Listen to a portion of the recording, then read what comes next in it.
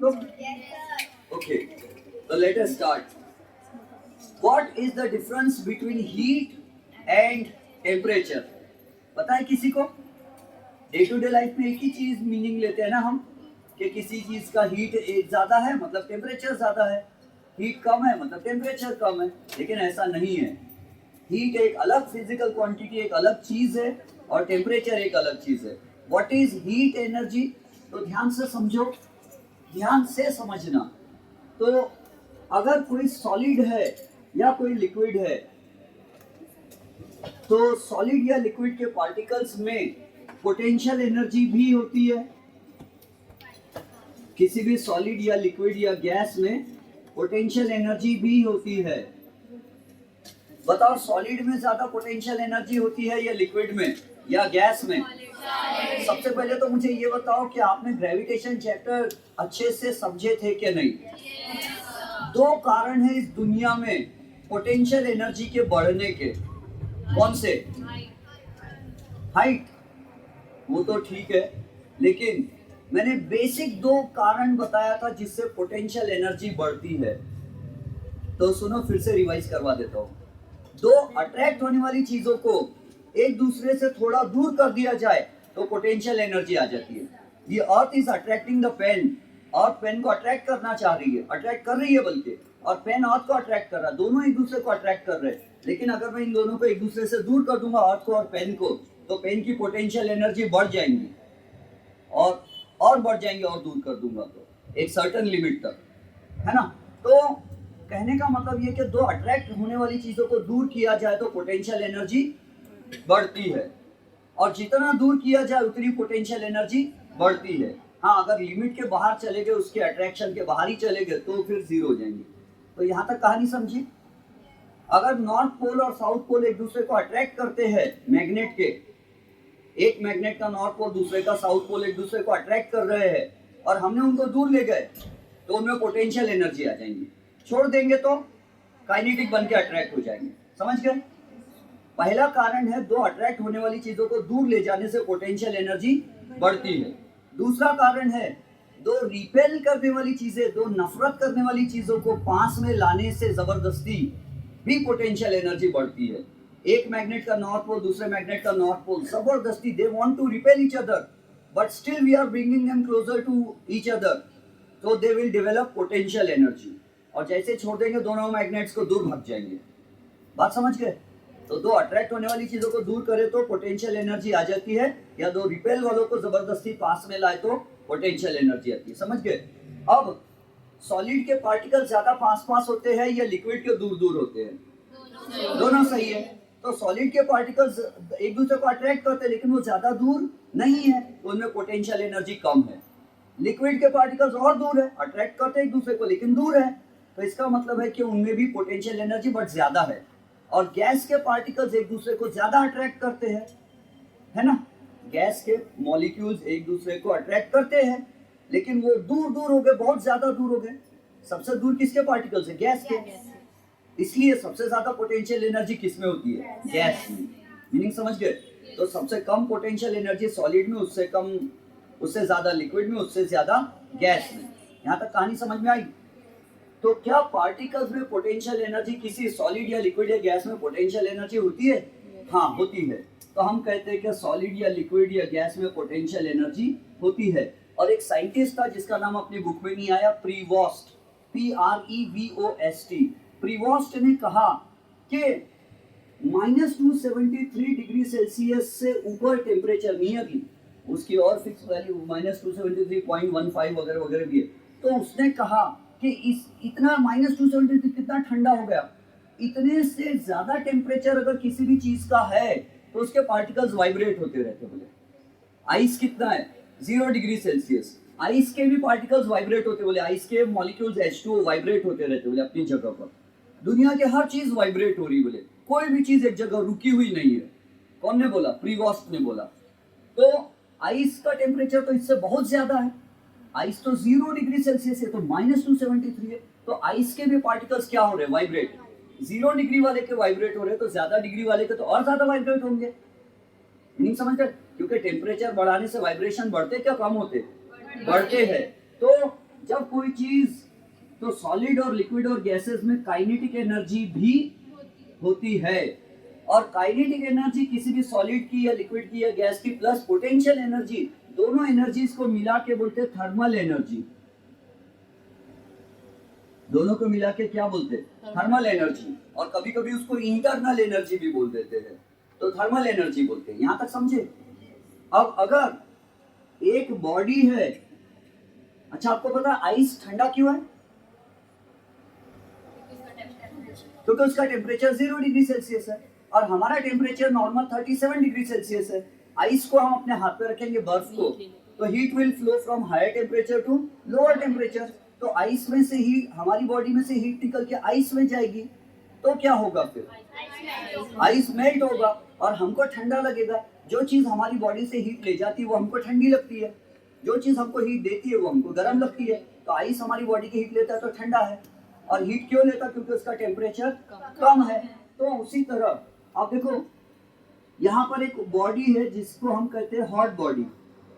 मान लो इसका टेम्परेचर है 70 डिग्री सेल्सियस, 70 है ना, और एक दूसरी बॉडी है उसका टेम्परेचर है suppose 30 degree Celsius, 30 degree Celsius. अब किसका टेम्परेचर ज्यादा है?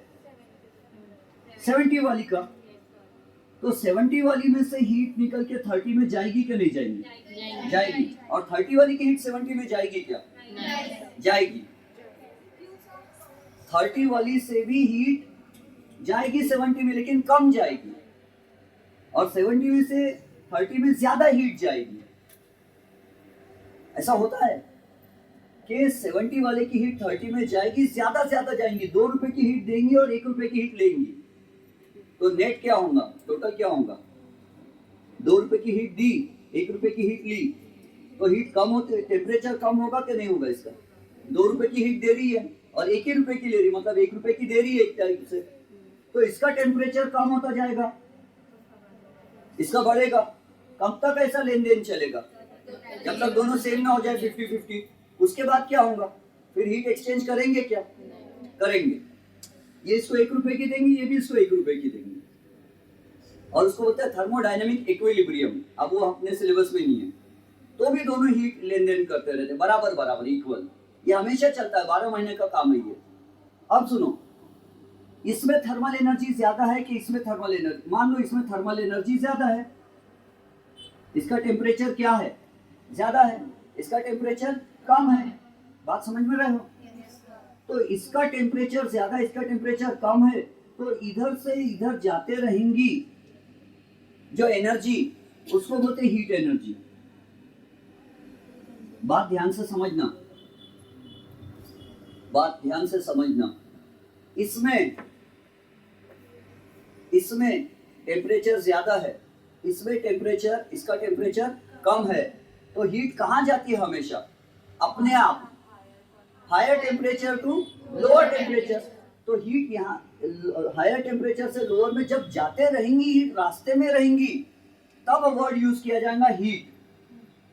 और जब इसके अंदर चली जाएंगी और ये गर्म हो जाएंगी, तो ऐसा नहीं बोल सकते कि इसमें हीट है, बोलना पड़ेगा इसकी थर्मल है, इसमें बहुत थर्मल एनर्जी है, इसमें भी थर्मल एनर्जी है। यानी जब वो जाके जमा हो जाती है किसी चीज में, तो थर्मल एनर्जी बोला जाता है या इंटरनल एनर्जी बोला जाता है। और जब वो रास्ते में रहती है जाते जाते, तो तब हीट एनर्जी बोलते हैं। अगर एक गिलास गर्म पानी और किसी ने बोला गर्म पानी में बहुत हीट है, तो वो गलत है। हीट है बोल नहीं सकते। सिर्फ जब वो ट्रांसफर होते रहती है, एक गर्म बॉडी में से निकल के ठंडी बॉडी में जाते रहती है, तो रास्ते में जब वो जा रही है तो जाए तक उसको क्या बोलते हैं? Heat energy. जब वो किसी चीज के अंदर चली जाए और उस चीज को गर्म कर दे, तो हम बोलते हैं अब ये इसमें थर्मल एनर्जी है। कंफ्यूज? पक्का? Yes sir. फुटारा तालाब में हीट एनर्जी बहुत है, फुटारा तालाब के पानी में, लेकिन टेम्परेचर कम है। ध्यान से समझो, मैंने एक ग्लास में हीट, टेम्परेचर और हीट सेम नहीं है, दिमाग खराब हो सकता है। मैंने 1 ग्राम पानी लिया, 1 ग्राम वाटर, और मैंने 1 ग्राम मर्क्यूरी लिया, दोनों को हीट दिया, इन्हें दोनों को हीट एनर्जी दिया। बंसेन बर्नर से। आइडेंटिकल है, समझो जुड़वा है बंसेन बर्नर, सेम पावर के है, सेम कैपेसिटी के, समझो। तो दोनों को हीट दिया, तो इसका टेम्परेचर पहले कितना था, मान लो 14.5 डिग्री सेल्सियस वाटर का, और इसका टेम्परेचर भी कितना था 14.5 डिग्री सेल्सियस। फिर दोनों को हमने हीट दिया, मीनिंग समझ रहे हो? तो इसका टेम्परेचर जल्दी से 15.5 डिग्री सेल्सियस होगा, थोड़ी सी हीट ले लेगा तो टेम्परेचर 1 डिग्री से बढ़ जाएगा, और ये बहुत सारी हीट पिएगा पानी, तब जाके इसका टेम्परेचर 15.5 यानी 1 डिग्री सेल्सियस से बढ़ेगा। अब देखो, हीट एनर्जी इसने ज्यादा लिया पानी ने, तब 1 डिग्री से टेम्परेचर बढ़ा, और इसने थोड़ी सी हीट लिया तो इसका टेम्परेचर जल्दी से 1 डिग्री से बढ़ गया। इसीलिए पुराने जमाने में थर्मामीटर में मर्क्यूरी यूज करते थे कि जल्दी से हीट, थोड़ी सी हीट में टेम्परेचर बढ़ जाता था और मुंह ऊपर चले जाता, और डॉक्टर देख के बोलता था हाँ बहुत बुखार है, जल्दी दिखता था। और पानी की गर्म पट्टी इसलिए रखते थे माथे पर कि वाटर बहुत हीट अब्सॉर्ब कर सकता है। तो दोनों को हीट अलग अलग दे रहे क्या सेम दे रहे? गलत, पानी ने ज्यादा हीट अब्सॉर्ब किया ना, दोनों का टेम्परेचर सेम बढ़ा 1 डिग्री सेल्सियस से, लेकिन हीट पानी ने ज्यादा अब्सॉर्ब किया। कंफ्यूज हो गए है ना? पहले ही कहा मैंने, ध्यान से समझने की कोशिश करो। सबसे पहली बात, पानी जो है हीट ज्यादा अब्सॉर्ब करता है। अच्छा वो बात में समझाऊंगा, ये समझे किसी भी चीज में पोटेंशियल और काइनेटिक एनर्जी होती है, सॉलिड में, लिक्विड में और गैस में। पोटेंशियल और काइनेटिक दोनों को मिला के क्या बोलते हैं? Thermal energy. अगर समझो इसका टेम्परेचर ज्यादा और इसका टेम्परेचर कम है, तो हीट एनर्जी कहाँ से कहाँ जाएंगे? ज्यादा से कम में जाएंगे। तो जब रास्ते में रहेंगी जाते जाते, तो उस रास्ते में जाते जाते जो एनर्जी रहेगी उसको हीट एनर्जी बोलेंगे, और जब वो हीट एनर्जी इसमें चली जाएंगी तो हम बोलेंगे इसमें क्या है जमा? थर्मल एनर्जी जमा है, और इसमें थोड़ी सी थर्मल एनर्जी बची है, और इसमें भी है।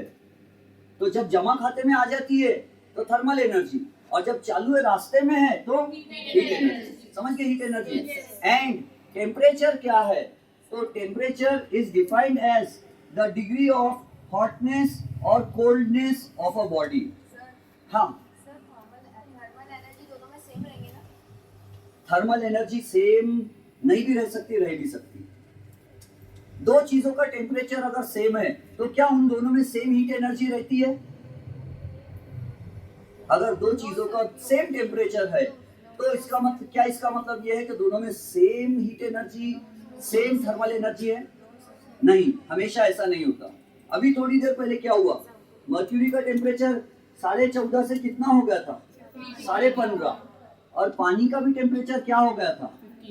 15.5, है ना? लेकिन कितनी हीट अब्सॉर्ब किया था वाटर ने? बहुत सारी। और इसने कितनी हीट अब्सॉर्ब किया था? कम। तो इसके पास ज्यादा हीट एनर्जी अब्सॉर्ब किया, यानी थर्मल एनर्जी ज्यादा है, फिर भी टेम्परेचर कम है। और इसका टेम्परेचर सेम है बट हीट एनर्जी इसने अब्सॉर्ब कम किया, इसमें थर्मल एनर्जी कम है। अगर दो लोग हैं, एक 15 डिग्री सेल्सियस से, समझाने के लिए बोलता हूँ, मान लो मर्क्यूरी को 100 डिग्री सेल्सियस पर गर्म करे हमने, और पानी को 100 डिग्री सेल्सियस पर गर्म करे, और दो हमारे घर में मेहमान आए, उनका वार्म वेलकम करना था, तो हमने क्या किए, एक मेहमान के मुंह पे मर्क्यूरी फेंक दिए और दूसरे के मुंह पे ये बॉइलिंग वाटर फेंक दिए। कौन ज्यादा जलेगा? वाटर वाला ज्यादा जलेगा। हालांकि दोनों का टेम्परेचर कैसा है? सेम, लेकिन इसने हीट अब्सॉर्ब भी बहुत किया था, तो देगा भी बहुत हीट और खूब जला देगा उसके मुंह को। और इसने हीट अब्सॉर्ब कम किया था तो देगा हीट कम और जलाएगा कम। मीनिंग समझ रहे हो? तो जरूरी नहीं है कि दो चीजों का टेम्परेचर सेम हो तो उनके अंदर हीट एनर्जी भी उन्होंने सेम अब्सॉर्ब किए होंगे। इसकी एक्टिविटी आगे आने वाली है। अब वो बीच में रैंडम पढ़ाना हो जाएगा कि प्रैक्टिकल क्या करते हैं मालूम है? एक boiling water, 3 identical cubes, 3 identical spheres लिए, तीनों का रेडियस क्या है? सेम है। तीनों का डायमीटर क्या है? सेम है। तीनों का सरफेस एरिया सेम है, 4πr², है ना? तीनों का डेंसिटी सेम है, तीनों का नहीं, डेंसिटी जो भी होगा, मास तीनों का सेम है। एक है कॉपर का बना हुआ, एक है आयरन का बना हुआ, एक आयरन का बना हुआ है फेरम, एक कॉपर का बना है क्यूप्रम, और एक प्लम्बम का बना है लीड का। तीनों को बॉइलिंग वाटर में रखे हमने, उबलते हुए पानी में, तीनों के लिए टेम्परेचर क्या है, same to same 100 degree Celsius. और तीनों को बिना टाइम वेस्ट किए जल्दी से लाके वैक्स के एक स्लैब पर लाकर रख दिए, वैक्स के ऊपर, मोमबत्ती का मोम। और फिर क्या हुआ, जैसे ही आयरन वाले को रखे, कॉपर वाले को रखे, लीड वाले को रखे, तो आयरन वाला ने गड्ढा कर दिया इसके अंदर गहरा, और ये नीचे भाग गया, नीचे घुस गया यहाँ पे होल करके, वैक्स को मेल्ट कर दिया उसने। गर्मी थी उसके पास तो वैक्स पिघल पिघल कर नीचे तक पहुंच गया, और कॉपर वाला थोड़ा यहीं तक जा सका, क्योंकि उसके पास हीट एनर्जी कम अब्सॉर्ब किया था उसने, कॉपर ने, तो ज्यादा नीचे, ज्यादा वैक्स को मेल्ट नहीं करवा सका, ज्यादा नीचे नहीं गया। और फिर था लीड, प्लम्बम, सबसे कम हीट अब्सॉर्ब किया, और वो उधर बस थोड़े ही नीचे तक जा सका, हीट ही खत्म, उसके पास की थर्मल एनर्जी खत्म हो गई। अब बोले अब मैं किसको पिघलाऊं, मैं ही खुद खत्म हो गया। तो तीनों को टेम्परेचर सेम मिला, लेकिन सेम टेम्परेचर पर तीनों ने सेम हीट एनर्जी अब्सॉर्ब किए क्या? किसने सबसे ज्यादा हीट एनर्जी अब्सॉर्ब किया? आयरन ने। उससे कम हीट एनर्जी अब्सॉर्ब लीड ने सबसे कम एनर्जी। मैं टेम्परेचर हूँ, मैं सबको इक्वल ज्ञान बांट रहा हूँ, मैं सबको सेम टेम्परेचर दे रहा हूँ, लेकिन आप में से कोई लोग ज्यादा नॉलेज अब्सॉर्ब करेंगे, कोई लोग कम नॉलेज अब्सॉर्ब करेंगे। मैं जितना पढ़ा रहा हूँ उसमें से कोई लोग आधा याद रखेंगे, कोई 90% याद रखेंगे, कोई 50% याद रखेंगे, कोई 20% याद रखेंगे। सबकी अपनी अपनी कैपेसिटी होती है याद रखने की, है ना? तो हीट और टेम्परेचर सेम चीज नहीं है। टेम्परेचर सेम है इसका मतलब दोनों में थर्मल एनर्जी सेम है, ऐसा नहीं है। तो टेम्परेचर क्या शो करता है, हीट कहाँ से कहाँ जाएंगी, और हीट की आदत है, heat always flows from higher temperature to lower temperature naturally, automatically. समझ गए? हाँ, ये तो बोलूं मैं, हाँ बोल रहा हूँ, ठीक है। तो लिखने के डेफिनेशन, बहुत लंबी डेफिनेशन हो जाएंगी ना, वो लिखेंगे तो लिखते हैं, लिखो, बहुत लंबी हीट की डेफिनेशन और लंबी है। Every solid, liquid, gas possesses potential and kinetic energy. Kinetic energy. The sum of potential energy and kinetic energy is called thermal energy. When two bodies are in thermal contact with each other, दो bodies का thermal contact है एक दूसरे से, एक 70 degree एक 30 degree each other, तो क्या होता है, heat energy, net heat energy flows from body at higher temperature to lower temperature.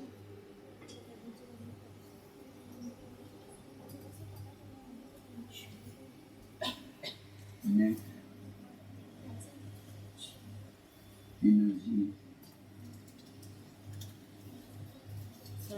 Energy हो गया डबल। Net energy flows from body at higher temperature to body at lower temperature. The energy in the transfer mode is called heat energy. तो कभी ऐसा नहीं बोलना चाहिए कि गर्म पानी में हीट होती है। हीट कभी एक जगह रुकी हुई चीज को हीट नहीं बोलते, फ्लो होती रहती है तो हीट वर्ड बोलते हैं। Every solid, liquid, gas possesses potential and kinetic energies. Grammar सही करूं? Energies. The sum of potential energy and kinetic energy is called thermal energy. When two bodies are in thermal contact with each other, net energy flows from body at higher temperature to body at lower temperature. The energy in the transfer mode is called heat energy. तो heat energy higher temperature से lower temperature में जाना पसंद करती है. अगर heat को, क्या हीट लोअर टेम्परेचर से हायर में जाना पसंद कर सकती है? क्या हीट लोअर टेम्परेचर से हायर में जा सकती है? जा सकती है, लेकिन अपने आप नहीं जाती, जबरदस्ती ले जाना पड़ता है. फ्रिज में आपने दूध रख दिए, फ्रीजर में, वो साधारण ठंडा ही था और गर्मी का मौसम है, धूप काला है, बाहर का मौसम गर्म है, फ्रिज के अंदर दूध रख दिया, साधारण दूध है, थोड़ी देर बाद और ठंडा हो गया वो, उसमें की हीट एनर्जी कहाँ गई? दूध ठंडा होगा, उसमें की हीट एनर्जी निकल गई और कहाँ गई? तो फ्रिज के पीछे वो जाली जाली लगी रहती है, वो हीट फेंक देता है. तो ठंडी चीज, दूध ऑलरेडी साधारण था, ठंडा था, यानी ज्यादा नहीं, लेकिन उसमें की और हीट निकाल के उसको और ठंडा कर दिया और उसमें की हीट कहाँ फेंके? एटमॉस्फेयर में फेंक दिया, जो कि ऑलरेडी धूप काला था. लेकिन उसके लिए इलेक्ट्रिकल एनर्जी यूज करना पड़ा. जाने दो, आप बोलोगे सर क्या दिमाग घुमाते रहते इधर उधर. ये समझ में आया किसी को? अब टेम्परेचर की definition. The degree of, degree यानी एक्सटेंट, लेवल, लेवल लिखो, डिग्री लिखो, या extent, degree. The degree of hotness और कोल्डनेस, हाँ हाँ नहीं दिख रहा, मैं था ना बीच में. द डिग्री ऑफ हॉटनेस और coldness of a body is called temperature.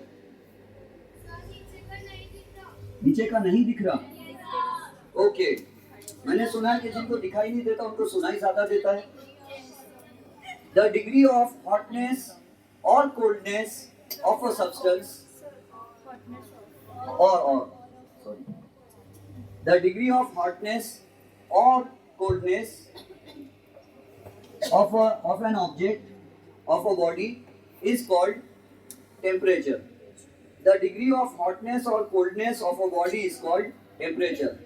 अभी दिमाग में कंफ्यूजन तो नहीं चल रहा ना? जब किसी कोई चीज गर्म लग रही है तो उसमें कौन सी एनर्जी जमा है? Thermal energy. और उसमें से निकल के ठंडी चीज में भाग रही है, वो क्या है? Heat energy. और ठंडी चीज में जाके ठंडी चीज को गर्म कर दी तो वो कौन सी एनर्जी जमा है? हाँ, जब ये जमा है वर्ड आ गया, एक जगह रुकी है तो थर्मल एनर्जी, और भाग रही है तो हीट एनर्जी. ऐसा बहुत कम लोगों को मालूम होता है. ज्यादातर लोग समझते हैं जो चीज गर्म है उसमें हीट एनर्जी है, बोलते. ऐसा बोल नहीं सकते. बोलूं?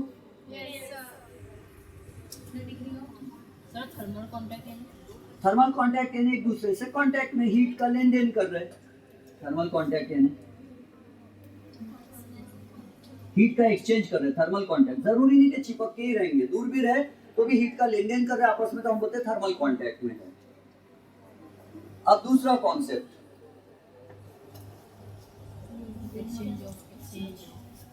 दूसरा कॉन्सेप्ट. हाँ, और आप लोग क्वेश्चंस भी पूछा करो. पता है बॉयज बैच में पढ़ाया मैंने, तो इतने क्वेश्चंस पूछते हो बीच बीच में, बहुत मजा आता है. सिर्फ इसलिए नहीं वीडियोस बनाता हूँ बॉयज बैच में कि वो शोर वोर बीच में कुछ भी कर देते हैं वो लोग, और आपस में इधर उधर कुछ भी बोलते रहते हैं, इसलिए. तो आप लोग तो क्वेश्चंस ही नहीं पूछते. अच्छा तो सुनो, अगला टॉपिक है. अच्छा समझ जाता है इसलिए, लेकिन जिनको समझ जाता वो भी क्वेश्चन नहीं पूछते, और जिनको कुछ भी नहीं समझता वो भी क्वेश्चन नहीं पूछते. तो चलो, ये मैं बार बार बोलता रहता हूँ. अब हम पढ़ेंगे latent heat of vaporisation. Latent heat of vaporization. What is vaporization? Conversion of a liquid into gaseous state is called vaporization. At its boiling point. और evaporation क्या होता है? ये vaporization और evaporation एक ही है क्या? फिर कहीं ऐसा तो नहीं कि evaporation boiling point से कम टेम्परेचर पर भी होता है? समुद्र के ऊपर हवा आती है तो हवा में काइनेटिक एनर्जी होती है, तो पानी को थोड़ा सा उठा के लेके उड़ जाती है आसमान में बादल बनाने के लिए. तो हम बोलते हैं वाटर वेपर उड़ के जा रही है, बॉईल नहीं हो रहा, समुद्र का पानी बॉईल नहीं हो रहा, फिर भी वाटर वेपर्स ऊपर जा रही है बादल बनाने, तो वो इवेपोरेशन होता है. और बॉइलिंग पॉइंट होकर, बॉईल होकर अगर कोई गैस बन जाता है, दैट इज कॉल्ड वेपोराइजेशन. तो लेटेंट का मतलब क्या होता है? छुपी हुई. What is the meaning of the word latent? Hidden. लपले ली, हिडन हीट। तो हमने क्या किया, हमने एक बड़े से बीकर में ढेर सारा पानी लिया और उस पानी को हमने बंसन बर्नर यूज करके गर्म करना स्टार्ट किया। पानी गर्म होते होते होते होते उसका एक टेम्परेचर आ गया। कौन सा टेम्परेचर आ गया? तो 100 डिग्री सेंटीग्रेड आ गया, 100 डिग्री सेल्सियस आ गया।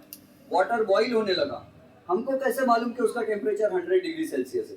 क्योंकि उसमें हमने एक थर्मोमीटर डाल के रखा है। थर्मोमीटर ने बताया कि टेम्परेचर 100 डिग्री सेल्सियस हो गया। हमने पानी को आधा घंटा और हीट कर दिया। बोले 100 नहीं चाहिए, हम 150 डिग्री सेल्सियस कर देंगे पानी को। तो हम और हीट दे रहे, हीट एनर्जी दे रहे, लेकिन टेम्परेचर 100 के ऊपर बढ़ ही नहीं रहा है। तो हम जो हीट दे रहे हो जा रही कहाँ आखिर? टेम्परेचर क्यों नहीं बढ़ रहा?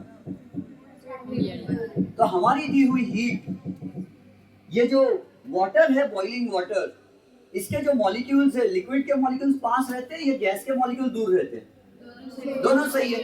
तो लिक्विड वाटर के मॉलिक्यूल्स पास पास थे पहले थोड़े, और जब ये स्टीम बन रही है, पानी की भाप बन रही है, तो पार्टिकल्स दूर दूर जा रहे हैं।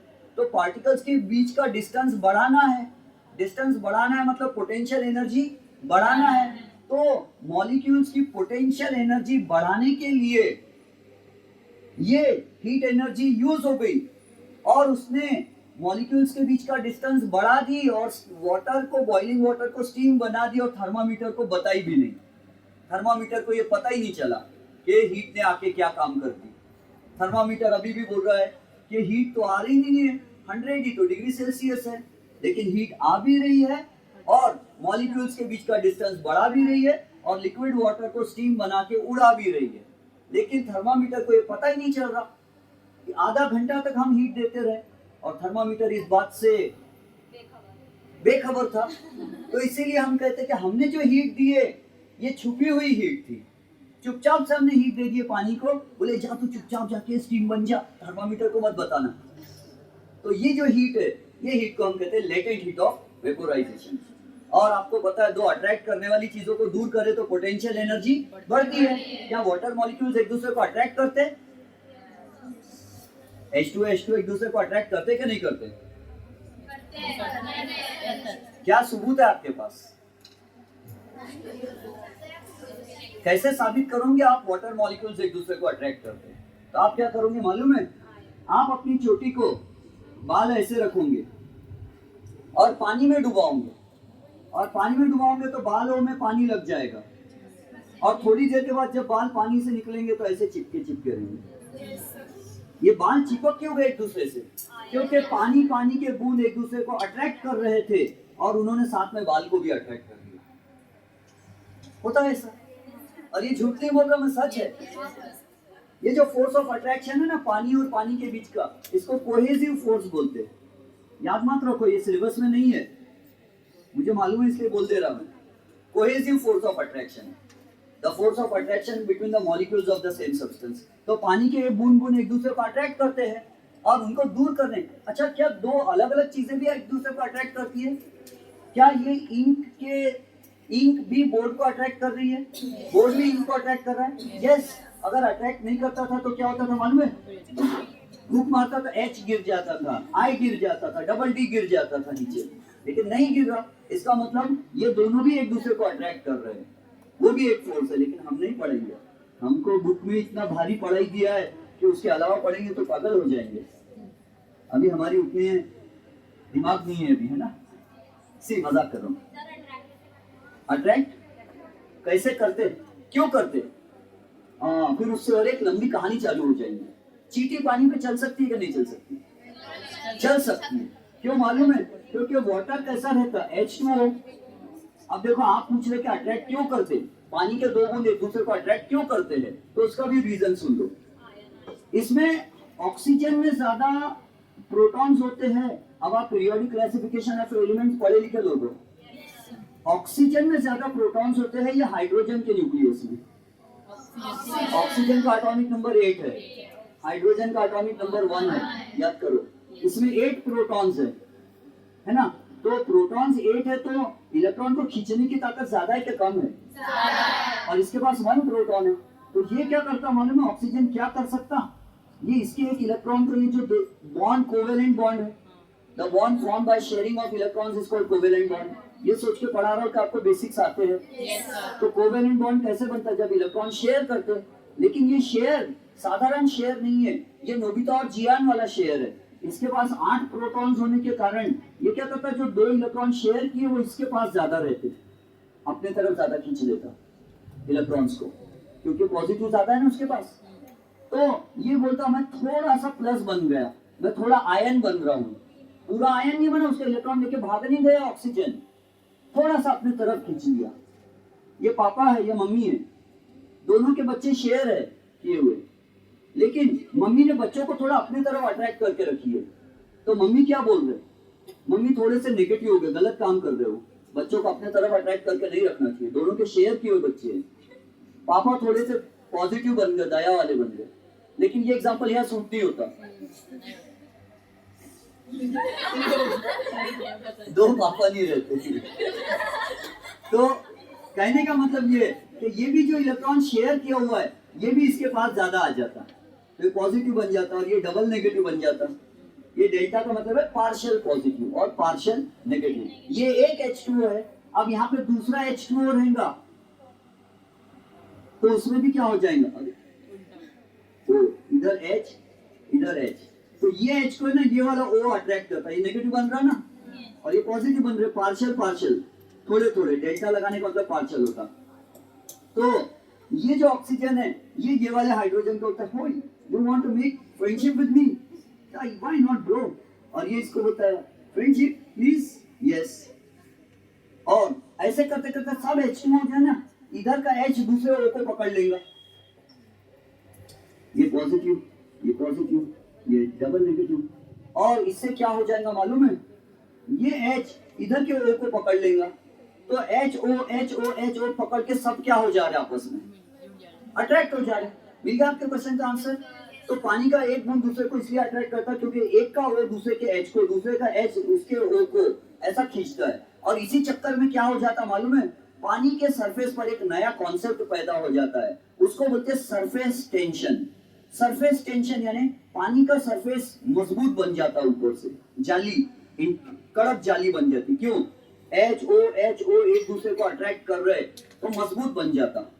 अगर जय और वीरू दोनों दोस्त है, अपने हाथ से हाथ बांध लिए, उसके 2 हाथ इसके 2 हाथ पकड़ लिए, बॉन्ड बन गया, तो क्या होगा, ताकत आ जाएंगे। और 2 लोग 4 लोग ऐसे सब हाथ से हाथ बांध लेंगे, तो क्या होगा, जाली नेटवर्क बन जाएगा, और वो नेटवर्क के ऊपर कोई खड़े रह सकता, तो चींटी पानी पे चल सकती।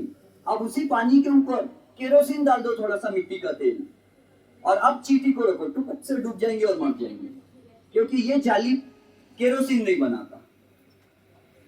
इसीलिए जब डेंगू बहुत फैल जाता है, तो कॉर्पोरेशन की गाड़ी घूमती है और बोलती, कूलर के टब में, टायर में, जहां जहां पानी जमा होगा उस पर कृपया ऑयल डाल दीजिए, केरोसिन डाल दीजिए। जैसे ही मच्छर जो है, डेंगू के मच्छर, वो बैठते हैं उस पर, मिट्टी के तेल पर, डूब जाते हैं। पानी में नहीं डूबते, पानी के ऊपर चलते हैं मस्त आराम से, और केरोसिन पर रहते तो डूब जाते, क्योंकि केरोसिन का सरफेस टेंशन कम है, यानी उसमें ऐसी जाली, उसका सरफेस कड़क नहीं रहता, उस पर चल नहीं सकते, मच्छर डूब जाते, बोझ नहीं संभाल सकता, और पानी बोझ संभाल लेता है। काय की? सरफेस टेंशन की। बोलो, लेकिन वो आउट ऑफ सिलेबस हो जाएगा। बोल कहते हो तो बोल दे, तो मुझे क्या, मैं तो मेरा काम ही हो। The force per unit length acting at right angles on either side of an imaginary line drawn on a free liquid surface is called surface tension. हाँ, ये डेफिनेशन है, सच बोल रहा हूँ, चेक कर लो बुक में जाके। लेकिन ये सिलेबस में नहीं है, लिखना है तो लिख लो, मेरा क्या जा रहा, ये बंद करके पॉज करके बोल दूं क्या, ये लिख के तू, या सेम टॉपिक पे आते अपने काम की बात, टॉपिक पे आ जाते। आप एक बार सुन लो, संस्कृति याद रखना होगा तो रख लेना, नहीं तो बाद में मुझसे पूछ लेना। सरफेस टेंशन की डेफिनेशन है, surface tension is defined as force per unit length acting at right angles on both the sides of an imaginary line drawn on a free liquid surface. बस अब याद रहे तो अच्छी बात, नहीं रहे तो और भी अच्छी बात। काय की सर डेफिनेशन लेटेंट हीट की डेफिनेशन, हाँ लिखो, लेटेंट हीट की डेफिनेशन। काम पे आते हैं, let's come to business. Latent heat की डेफिनेशन है the amount of heat, the amount of heat absorbed by, heat का मतलब हीट एनर्जी है, हीट एनर्जी लिखो या हीट ही लिखो? हीट का मतलब हीट एनर्जी इस चैप्टर में। The amount of heat energy absorbed by a unit mass of a liquid at constant temperature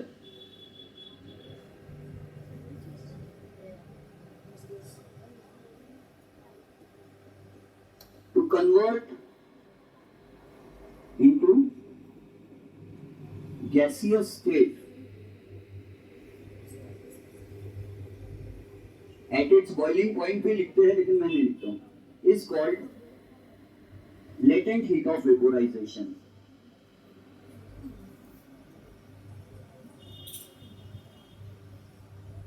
physics में बहुत लॉजिक छुपा हुआ है, बस उसके लिए लगाने दिमाग तैयार होना चाहिए हम। The amount of heat energy heat absorbed by a unit mass of a substance। अब यूनिट मास यानी क्या? 1 ग्राम भी ले सकते हैं, 1 किलोग्राम भी ले सकते हैं। 1 ग्राम कोई लिक्विड ने the amount of heat energy absorbed by a unit mass of a liquid at constant temperature। अच्छा, यहाँ पर स्टेट चेंज हो रहा क्या नहीं हो रहा? लिक्विड बॉइलिंग वाटर काय में चेंज हो रहा? गैसियस स्टीम में। तो हमेशा के लिए एक चीज याद रख लो, न्यूमेरिकल्स में भी बहुत काम आएगा। क्या? जब स्टेट चेंज होता है, जब कोई सॉलिड लिक्विड में कन्वर्ट होता है तो टेम्परेचर चेंज नहीं होता, और जो लिक्विड कभी गैस में चेंज होता है तो टेम्परेचर चेंज नहीं होता है। कोई गैस अगर लिक्विड बनती है तो टेम्परेचर चेंज नहीं होता है, कोई लिक्विड अगर सॉलिड बनता है तो टेम्परेचर चेंज नहीं होता है। तो whenever there is a change of state there is no change of temperature. जब स्टेट चेंज होता है तो टेम्परेचर चेंज नहीं होता, और जब टेम्परेचर चेंज होता है तो स्टेट चेंज नहीं होता।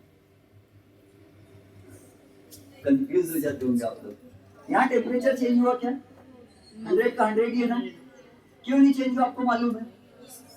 लिक्विड को गैस बनाने में हीट लग गई, खर्चा हो गई, इसलिए टेम्परेचर नहीं बदला। उसी तरह सॉलिड को लिक्विड बनाएंगे तो सॉलिड को लिक्विड बनाने में हीट खर्चा हो जाएंगी, टेम्परेचर नहीं बढ़ेगा।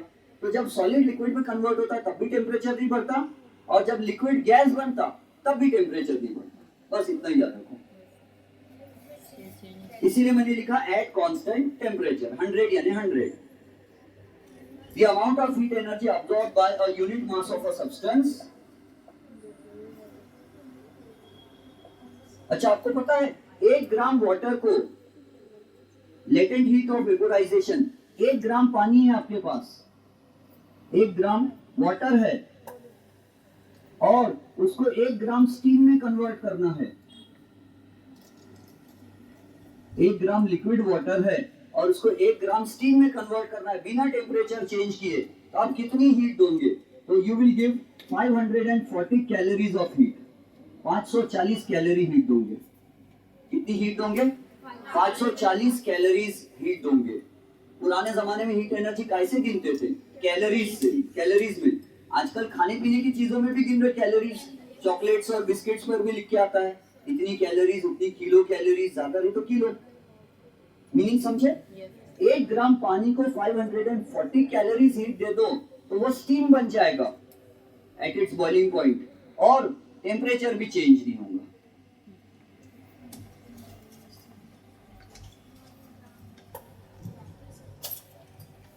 थैंक यू बोल दिए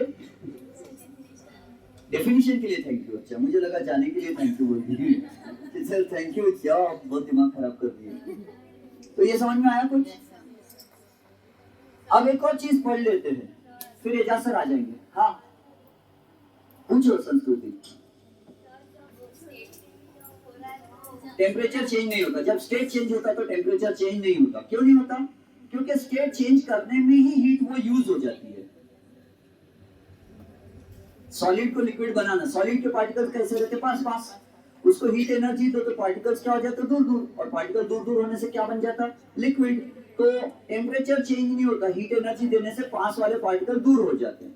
तो पार्टिकल्स के बीच का डिस्टेंस चेंज करने में हीट एनर्जी यूज हो जा रही है, इसलिए टेम्परेचर चेंज नहीं हो रहा।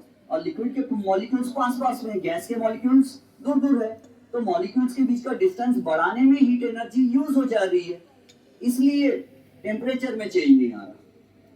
अगर टेम्परेचर चेंज हुआ तो अगर टेम्परेचर चेंज हो रहा है इसका मतलब नहीं, स्टेट चेंज नहीं होगा। आगे समझाओ, मैं इस चैप्टर में सब आने वाला है।